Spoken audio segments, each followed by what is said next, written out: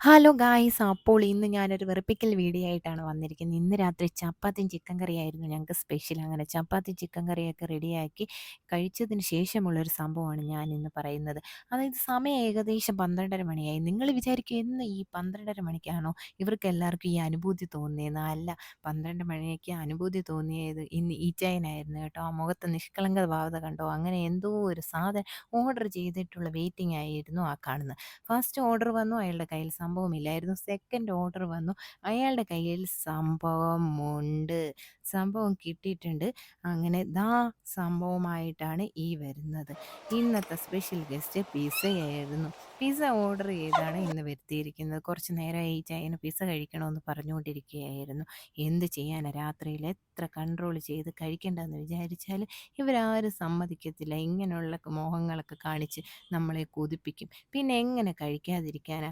എങ്കിലും ഞാനും കഴിച്ചേച്ച് വരാം. Okay, bye, see you, good night.